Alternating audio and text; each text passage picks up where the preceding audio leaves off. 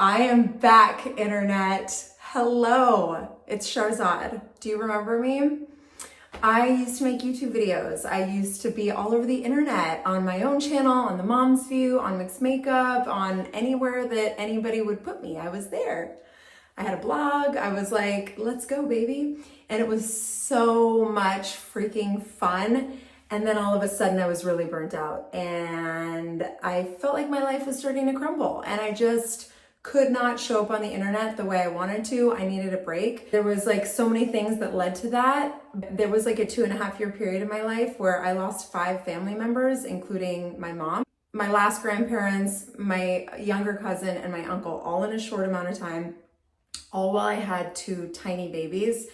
And I was feeling so overwhelmed and sad and like beaten down by life. And then we moved to this beautiful, calm, peaceful area, otherwise known as Rancho Palos Verdes, as some of my friends call Unicorn Land.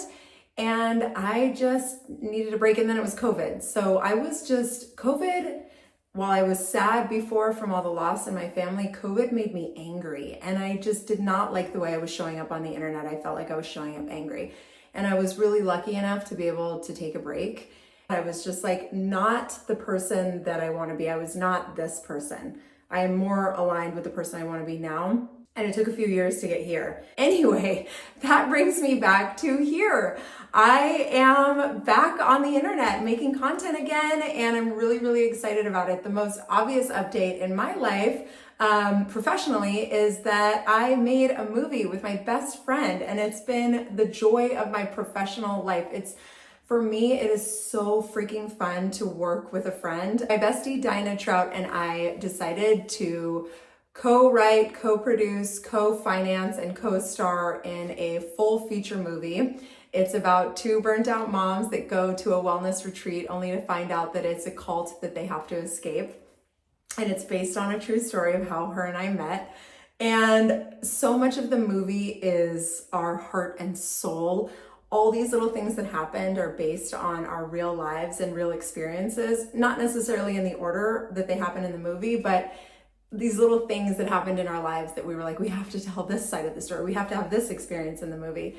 Or that funny thing that happened in my 20s, let's put it in the movie. So we did that. We hired a writer, we hired a professional team, we had an amazing director. We worked with like some of the best people I feel like ever, and truly feel like we're the luckiest people that we were able to do this, especially in a time in LA where everybody was saying to us, it's the worst time to make a movie.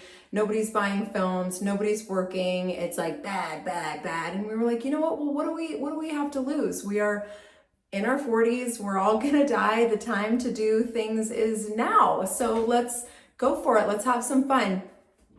Luckily for me, my bestie Dinah is a fearless entrepreneur and nothing can stop her when she has her mind made up on something. So I've been so freaking lucky to like be on this ride with her, just an absolutely fearless leader. What a treat. In the whole process, I learned the most from her. Filming is like, it's like summer camp, being on set, especially where we filmed. We filmed a week in Palos Verdes, and then we had 2 weeks of filming at this retreat center for the most part, and we got to sleep there. And Dinah and I had like a shared room situation, and one of my best friends, Tiffany Saxby, got to come, and so many of our friends and family are in the movie. You'll see my brother, my sister. Anyways, it's just like, it was the greatest joy, and being at movie camp was next level fun. Even though making a movie has been about 1.5 years and being on set was 3 weeks, it's like you work so hard just to get that 3 weeks again, you know? Where are we now with it? We are actively figuring out how to get this movie out into the world. And we have been having bajillions of conversations every day with how we want to do that. Do we want to self-distribute, which is something we are really excited about exploring? Or do we want to try and get it and like have a network buy it, you know, or a streamer or somebody else? So exploring all options. It's like a roller coaster ride. Making a movie is not for the faint of heart. Is that the saying? Faint of heart? Faint of heart? And you can correct me. I don't know if that's the saying. Wait to do it again. Dinah and I are already like plotting our next one. So our goal is to figure out a really solid plan for distribution, how to recoup our initial investment, how to hopefully make some so that we can make another one, because in addition to the many, many, many fun things about making a movie and all that it entails, one of the other things that I loved was being able to hire people. Like, we had a lot of people in our movie and it was their first time being in a movie as well. And they are forever grateful and we're forever grateful. And we love the idea of letting people play, because hello, that's why we're here. We're all like a little alternative and we want to do something different. So as much as the movie is about these two characters reinventing themselves at 40 and finding themselves and finding friendship, I feel like I'm also living a parallel life to that, because I am reinventing myself as a filmmaker, actress, model, back on the internet. So yeah, that was a lot. That was a lot of stuff. I will be sharing more of that process. I will be sharing a little bit more in my, like what I do with my life these days. Come on down and enjoy the fun. I promise. I'm an idiot still. That's never changed. Never changed.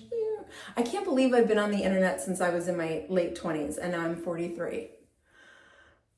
You know what they say, kids. Like, comment, share, subscribe. Okay. I gotta